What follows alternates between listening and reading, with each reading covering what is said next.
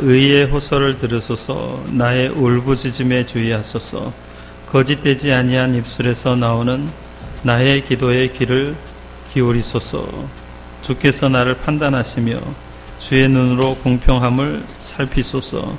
주께서 내 마음을 시험하시고 밤에 내게 오시어서 나를 감찰하셨으나 흠을 찾지 못하셨사오니 내가 결심하고 입으로 범죄하지 아니하리이다.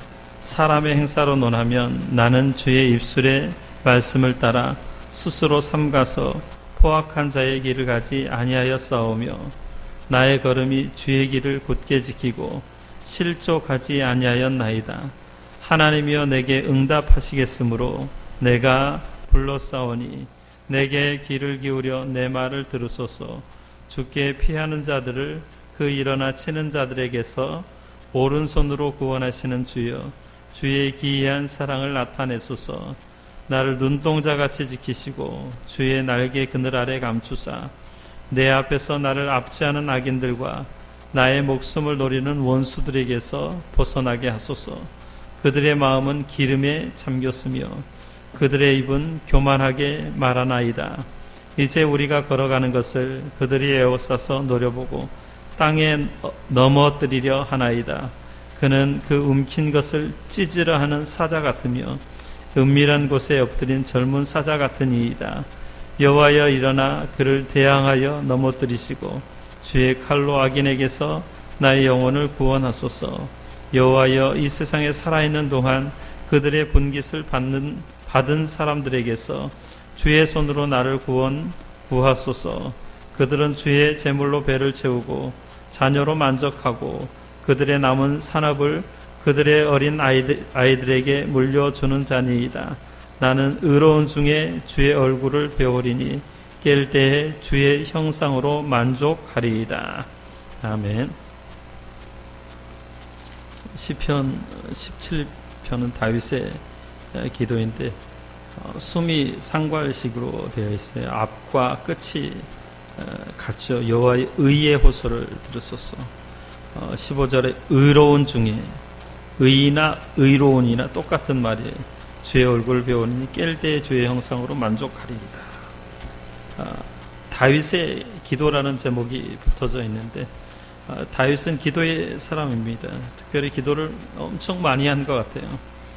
뿐만 아니라 기도를 지속적으로 했어요. 그리고 기도를 많이 하고 지속적으로 계속적으로 한 것으로 끝난 것이 아니라 그걸 기록에 남겼어요. 우리하고 다른 점, 우리가 기도하면 나는 수십 년 믿었는데 그 기도를 기록으로 남기지 않았어요.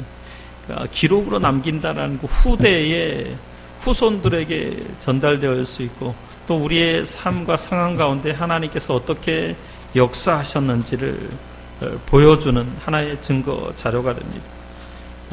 나는 하나님 앞에 기도의 사람인가? 기도를 많이 하는가? 기도를 계속해서 하고 있는가? 또 기도하면서 기도를 기록으로 남기고 있는가를 한번 생각해 보시기 바랍니다. 시편 여러 편에서 다윗은 기도의 사람으로 나타나는데 그렇기 때문에 하나님께서 그의 음성을 들으시고 또 위기 때에 즉각 찾아오시고 만나주시고 또 모든 문제를 해결해 주신 것을 볼 수 있습니다. 가을이 되었는데 가을은 기도하기 좋은 계절이에요. 아침 저녁으로 선선한 바람이 불고 바람 소리와 함께 기도하기 좋은 계절입니다. 등산을 하면서도 이제 기도를 할 수 있어요. 등산을 하는 이유는 첫째는 살을 빼서 건강한 몸을 가져야겠다. 둘째는 약을 끊고 생활을 해야 되겠다. 약에 돈이 너무 많이 들어가는데 좀 줄여봐야 되겠다. 셋째, 이제 어떻게든 기도를 회복해야 되는데 새벽 기도를 회복하고 또 정말 가정의 문제, 교회의 문제, 또 우리가 나가야 될 그런 미래적인 모든 그런 비전을 위해서 먼저 체력을 길러야 되니까 체력이 있어야지 기도하지. 체력이 없으면 일어날 수가 없어요. 그래서 등산을 하는데, 하는 동안에 계단 한 걸음 한 걸음 한 걸음 한 걸음 걸을 때마다 하나님께서 나에게 힘 주시고 능력 주시는 것을 경험합니다. 그러니까 등산하는 동안 조용히 묵상하며 기도를 하죠. 우리는 이 고난의 시간을 잘 견디기 위해서 체력을 쌓아야 됩니다. 등산은 자기 자신과의 싸움인데, 한 계단 한 계단 오를 때마다, 이렇게 곱이 오를 때마다 주여 주여 소리가 절로 납니다. 왜냐하면 자체가 힘이 들고 지치고 숨이 가파오르고 숨이 턱끝까지 차고 땀이 나고 자기 자신과의 싸움의 시간이죠. 그러니까 등산을 하면서 하나님 앞에 기도합니다. 하나님, 나와 함께 하신 것 맞죠? 하나님, 내 기도를 들으시죠? 하나님, 성도교회를 기억하시죠? 저를 성도교회에 보내셨는데 하나님의 뜻이 있는 줄 믿습니다. 그런데 1년 동안 아무런 열매가 없습니다. 어떻게 해야 됩니까? 그렇게 기도하는 거죠. 그러니까 본질적인 것은 기도의 회복을 위해서 등산을 하는 겁니다. 다윗은 본문 1절에서 이렇게 기도합니다. 여호와여, 의의 호소를 들으소서. 호소력 짙게 의의 호소, 나의 울부짖음에 주의하소서. 거짓되지 아니한 입술에서 나오는 나의 기도에 귀를 기울이소서.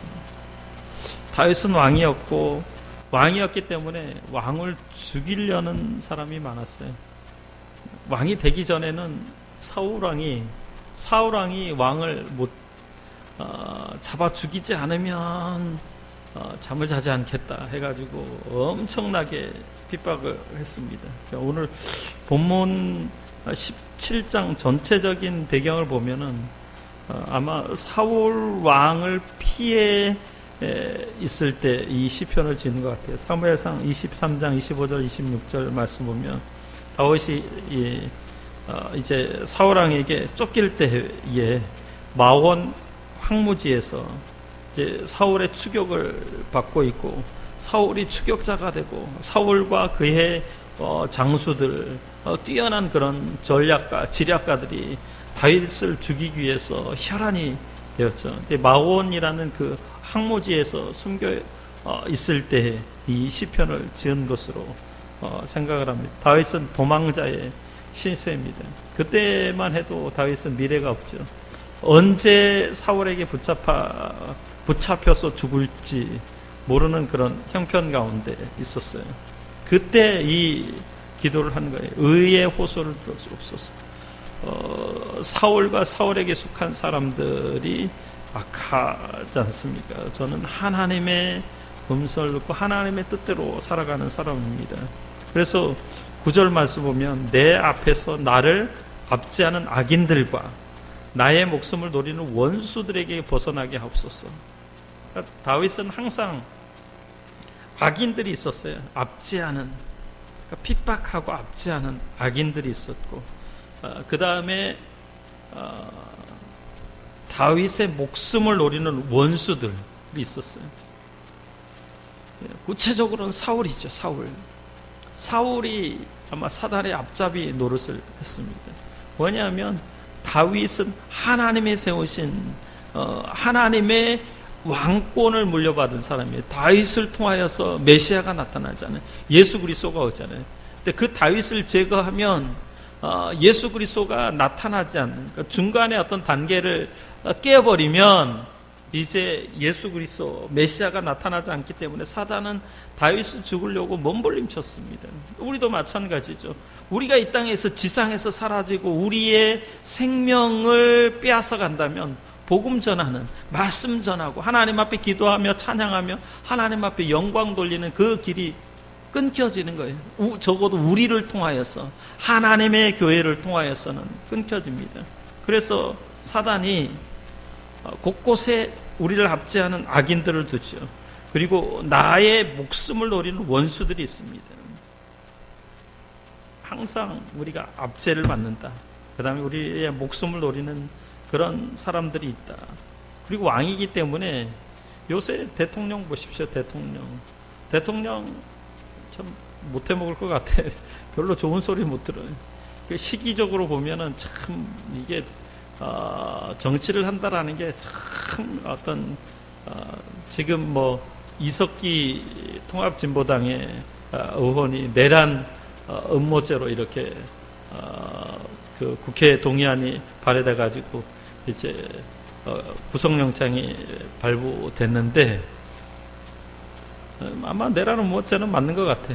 그런데 또 한편에서는 뭐냐면 국정원이 이게 선거에 개입하고 그 다음에 지금 현직 대통령 되게 하는데 엄청난 그런 영향력을, 막강한 영향력을 행사했거든요. 그래서 저 시청 앞에서 많은 사람들이 뭐 국정원을 개혁해야 된다. 그 다음에 뭐 수많은 뭐 지도자들이 또 종교인들이 이렇게 국가가 잘못한 부분에 대해서는 개혁을 해야 된다고 하는데 눈 하나 깜짝하지 않아요. 방송에도 잘 나타나지 않고 이런 어떤 그 정치적인 그런 부분에 있어서는 참 어느 것이 선이고 어느 것이 악한 것인지 몰라요. 분명하게 석기호는 뭐 이제 저 북한의 편에 서서 우리나 남한 정부를 이제 인정하지 않는 부분들, 뭐 애국가를 부르지 않는다든지 그런 부분에 대해서는 잘못하죠. 그럼에도 불구하고 지도자가 된다라는 것은 많은 부분 평가를 받습니다. 국가의 시책이 언제나 백성들을 편안하게 하지는 않습니다. 왕은 그런 면에서 볼 때, 대통령이나 지도자는 그런 면에서 볼 때 백성들의 비난과 공격을 받을 수 있습니다. 다윗은 자신에게 퍼부어지는 그런 비난과 공격에 대해서 지금 하나님 앞에 무죄를 인정해달라고 기도하고 있어요. 지도자는 항상 냉엄한 평가를 받습니다. 성도교회도 마찬가지죠. 1년이 지났는데 아무런 변화가 없어요. 오히려 몇몇 교인들이 떠난 상태에 계속 어려움을 겪고 있습니다. 이게 목회자의 문제일까요? 성도들의 문제일까요? 아니면 교회 터가 사람들을 떠나게 만듭니까? 목회자는 목회자 나름대로, 저는 저 나름대로 고민을 하고 성도는 성도 나름대로 고민을 합니다. 이럴 때 서로 간에 눈치를 보죠. 서로 비난할 수 있습니다. 이런 상황에서 우리가 할 수 있는 게 뭘까요? 당신들이 열심히 없어서, 아니면 목회자 당신이 영역이 없어서, 기도하지 못해서, 영향력이 없어서, 리더십이 없어서, 지도력이 없어서, 당신 아니면 다른 사람이라면 얼마든지 이 난관을 극복할 수 있는데 당신이 능력이 없는 거 아니냐, 영역이 없는 거 아니냐. 아니면 뭐 목회자는 성도들 보면 당신들이 기도 안 해서 그런 거 아니냐, 서로 비난할 수 있어요. 그러나 이 비난하는 것은 옳지 않습니다. 하나님의 뜻을 간구해야 되죠. 다윗처럼 여호와 하나님 의의 호소를 들어주옵소서. 현대인의 성경을 이 본문을 보니까 여호와여 나의 정당한 간청을 들어주옵소서. 의의 호소가 정당한 간청이죠. 우리가 정당한 간청을 해야 돼요. 하나님, 이 어찌 된 일입니까? 가정은 물론이고 교회도 여러 가지 면에 있어서 심각한 지경에 이르렀습니다. 제발 나의 부르짖는 그 기도를 들어주옵소서. 부르짖는 기도를 들어주옵소서. 그리고 거짓되지 아니한 입술에서 나오는 나의 기도에 귀를 기울여 주옵소서. 그러니까 기도할 때 거짓되지 아니한 입술에서 나오는 나의 기도를 정직하게, 의의 호소 정직하게 정당한 간청을 하나님 앞에 해야 되는 거죠. 부르짖으면서. 그때 하나님이 어떻게 하시냐? 6절 말씀 보면 하나님이여 내게 응답하시겠으므로 내가 불렀사오니 내게 귀를 기울여 내 말을 들으소서. 그러니까 다윗은 지금 하나님께서 자신의 기도에 응답하시는 분, 마치 내가 불렀다, 친구를 부른 것처럼 가까이, 하나님은 정말 가까이 계시고 내게 귀를 기울여 주시고 내 말을 들어주시는 분, 정이 계시고 다감하신 분, 친구처럼 항상 내가 부를 때, 반석아라고 부를 때 그 소리에 내가 지금 뭐가 필요한데 네가 좀 도와줄래? 그러면 알았어. 내가 해줄게. 지난번처럼 15페이지, 16페이지 우리 복사기가 안 나오는데 네가 좀 뽑아줄래? 응, 알았어. 내가 뽑아가지고 갈게. 그렇게 부르면 그 부름에 응답하시는 분. 하나님과, 이건 무슨 얘기냐면 하나님과 다윗 사이의 어떤 그 친밀감을 표현하는 것 같아요. 부자지간의 친밀함이 있어야 돼. 우리 아들은 다 좋아. 다 좋고 뭐 정도 많고 사랑도 많은데 모든 아이들이 다 그렇듯이 돈만 필요할 때 아빠 하지 말고 그냥 평상시에도 아빠 같이 식사해요. 같이. 요새 등산하다 보니까 그런 사람들이 참 부럽더라고. 부자지간에 등산을 오는 사람, 아버지와 딸이, 엄마와 딸이 이렇게 가족끼리 이렇게 오는 사람들이 참 부럽더라고요. 반석이가 아빠 보고 토요일날 시간 되는데 아빠 나랑 같이 한번 산에 가요. 이렇게 부르면 좋겠어요. 그러니까 언제든 아빠 내가 좀 시간이 있는데 나랑 같이 밥 먹을래? 나랑 같이 영화 볼래?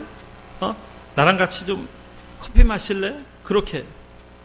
그때 하나님이 응답하신다라는 거예요. 내게 귀를 기울여 주신다. 내가 불렀사오니 내게 귀를 기울여 내 말을 들으소서. 이게 아마 다윗의 좀 그런 자신감이 묻어 있잖아요. 친밀하면서도 또 언제 자녀들이 부모를 찾을 때 자기 어떤 흠이 없을 때 다윗의 모습은 흠이 없는 자기 자신. 뭐 죄 없는 인생이 어디 있겠어요. 사람은 누구나 죄가 있죠. 흠이 있죠. 그런데 다윗은 자신이 지금 흠이 없다고. 정말로 다윗이 뭐 흠이 없을까요? 그렇지는 않죠. 기도할 때, 적어도 기도할 때만큼은 흠이 없는 거예요. 3절 말씀 보면 주께서 내 마음을 시험하시고 밤에 내게 오셔서 나를 감찰하셨으나 흠을 찾지 못하셨사오니 내가 결심하고 입으로 범죄하지 아니하리이다. 주께서 다윗의 마음을 시험하셨어요. 아마 이게 다윗이 성전에서 밤이 새도록 하나님 앞에 기도한 것 같아요. 그러니까 아침에 하나님의 응답을 기다리는 그런 모습이에요. 아침에 하는 기도. 밤중에 다윗에게 하나님이 찾아오셨어요. 그리고 다윗의 마음을 감찰하셨어요. 흠을 찾지 못한 거예요. 그 흠은 뭐냐면 인간의 가장 큰 흠은 입으로 범죄하는 거. 그런데 다윗이 입으로 범죄하지 아니하였다. 어떻게 입으로 범죄하지 않을 수 있을까? 어떻게 입으로 흠이 없을 수 있을까? 결심했어요, 다윗이. 오늘 내가 결심하고 나는 주의 입술의 말씀을 따라서 스스로 삼가서 포악한 자의 길을 가지 아니하였사오며 나의 걸음이 주의 길을 굳게 지키고 실족하지 아니하였나이다. 3절에 내가 결심하고, 그러니까 이런 결심이 있어야 돼. 입으로 범죄하지 아니하겠다. 그러니까 다윗의 결심이 그거예요. 절대 입술로 범죄하지 아니하겠다라는 결심이에요. 우리는 입술로 너무나 많은 것들을 까먹어요. 입술로 범죄하지 마시기를 바랍니다. 그럼 어떻게 입술로 범죄하지 않을 수 있을까요? 다윗의 사례를 보면 다윗은 나는 주의 입술의 말씀을 따라 스스로 삼갔습니다. 스스로 조심했습니다. 그러니까 입에 재갈을 물린 거예요. 단서가 말 잘 듣지 않는 노새나 아니면 소나 말을 잘 들게 하려면 코에 뭐를 뚫을까?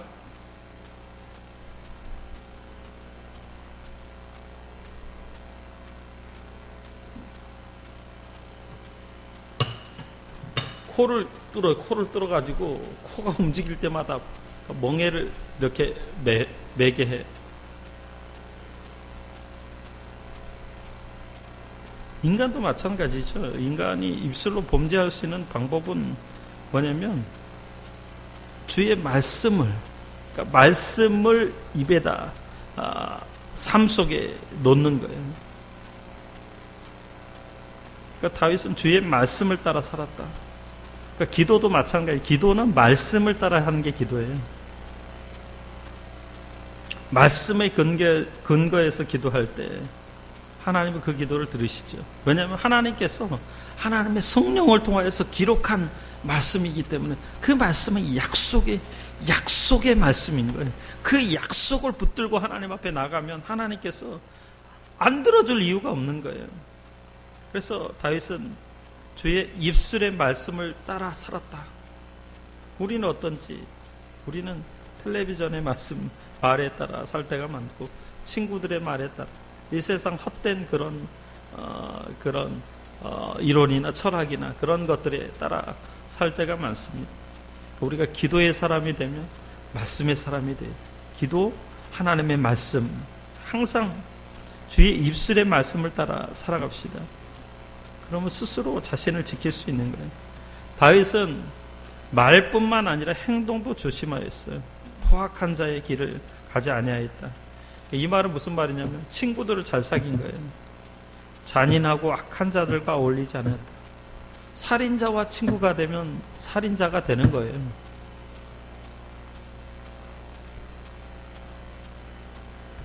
친구를 잘 사귀어야 돼. 청소년 시절에는 친구가 가장 중요한 그런 영향력을 미칩니다. 잔인하고 악한 자들, 사울 같은 사람들, 하나님의 뜻을 모르는 사람들, 친구들 중에 이 잔인하고 악한 자들과 친구를 삼으면 안 돼요. 왜냐하면 친구를 잘 사귀고 성도를 잘 사귀어야 되는데 누구를 사귀냐에 따라서 닮아가는 거예요. 남편은 아내를 닮고 아내는 남편을 닮고 자식은 부모를 닮아요. 다윗은 하나님의 말씀을 쫓아갔기 때문에 하나님의 말씀을 닮은 거예요. 하나님의 형상이 회복된 거예요. 그래서 하나님의 말씀이 삶의 지표가 된 거예요. 산에 가다 보니까 산에 요새 한 길만 있는 줄 알았는데 여러 갈래 길이 있어요.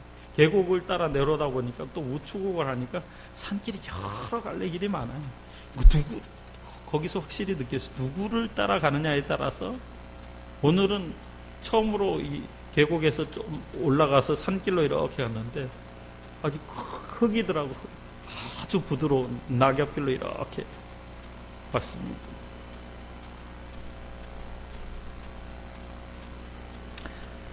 기도를 하되 말씀을 따라 기도하면 하나님께서 지혜를 주셔요. 그리고 포악한 자들과 악한 자들로부터 말씀이 멀어지게 만들어요. 그게 지혜. 말씀을 따라 살아갈 때 악한 자들과 악한 친구들을 사귀지 않도록 하나님께서 보호해 주십니다.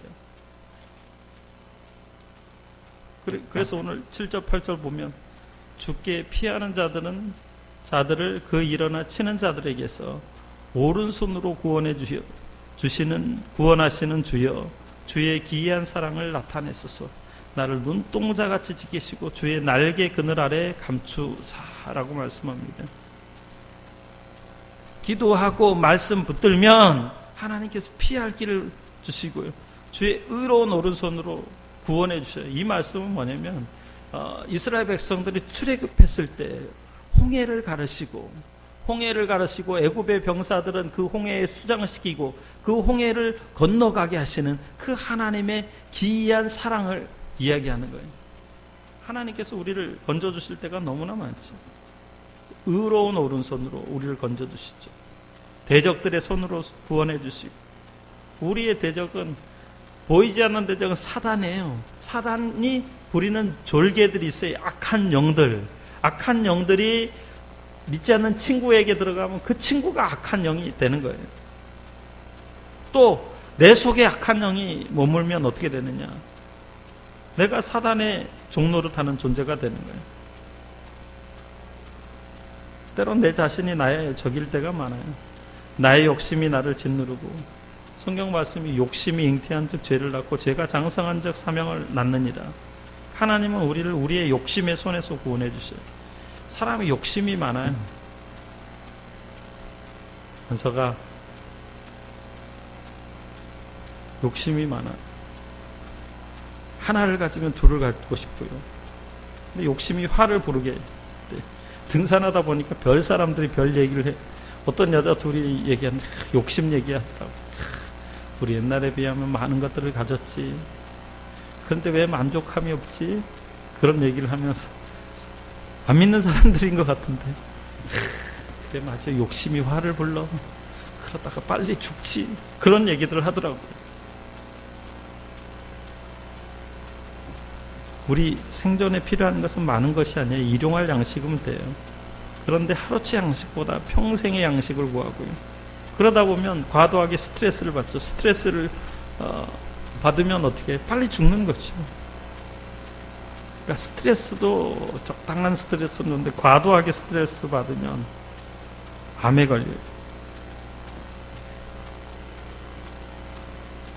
하나님께 피하고, 하나님이 나의 반석이시고 피난처시고 구원이시고 하나님이 내게 사랑을 베풀어 주시는 분, 주의 기이한 사랑을 나타내 보여주시는 분, 눈동자같이 지켜주시는 분. 눈동자 지난번에 얘기했죠. 사람의 신체 중에서 가장 빠른 게 눈동자. 눈 찌르면 깜빡입니다. 주의 날개 그늘 아래 감춰주시죠. 전능자의 그늘이라는 책이 있는데, 이 전능자의 그늘이라는 책은 짐 엘리엇의 이야기를 담은 책인데, 짐 엘리엇이 에콰도르 선교사로 헌신을 했는데, 에콰도르에는 아우카 부족, 그 당시 살인을 일삼는 그런 미개한 종족이 살고 있었어요. 근데 에콰도르의 아우카 부족에게 이 짐 엘리엇과 5명의 친구가 이제 그 미전도 종족을 구원해내기 위해서 복음을 가지고 가다가 이제 아우카 부족을 만났는데, 아우카 부족이 던진 창에 가슴을 맞고 죽죠. 근데 놀라운 것들은 짐 엘리엇과 그 동료들의 호주머니는 다 총이 있었어요. 미개한 부족이 창과 화살로 다가올 때 총으로 얼마든지 그들을 다 죽일 수 있었음에도 불구하고 복음 때문에 그들을 죽이지 않았어요. 그래서 29살의 젊은 나이에 순교를 당했는데, 짐 엘리엇은 불과 19살의 나이에 이런 글을 썼어요. 하나님, 제가 감히 하나님께 기도합니다. 이 부족한 나의 나무 토막 같은 인생에 주여 불을 붙여주소서. 제가 주를 위해 탈 수 있도록 나의 삶을 주께서 소멸시키시옵소서. 이 몸은 주님의 것입니다. 나는 오래 사는 것을 원치 않습니다. 완전하고 풍성한 삶을 원합니다. 바로 주님과 같이. 짐 엘리엇은 이 땅에서 오래 살기를 구하지 않았는데, 전능자의 그늘 아래서 하나님과 함께 더 풍성한 삶을 살기를 간구한 거죠. 그래서 하나님이 젊은 나이에, 29살의 젊은 나이에 하나님이 그를 데리고 가셨는지 몰라요. 자, 우리는 어떻게 살까요? 가을이 됐는데 좀 새벽을 깨워서 기도했으면 좋겠어요. 기도하며 살아갑시다. 기도의 내용은 말씀을 따라 하는 거예요. 전능자의 그늘 아래서 주의 기이한 그런 사랑을 체험했으면 좋겠어요. 눈동자같이 지키시는 그런 주님의 능력을 경험하시는 우리 가정과 또 성도 교회가 되시기를 예수 이름으로 축원합니다. 기도하겠습니다.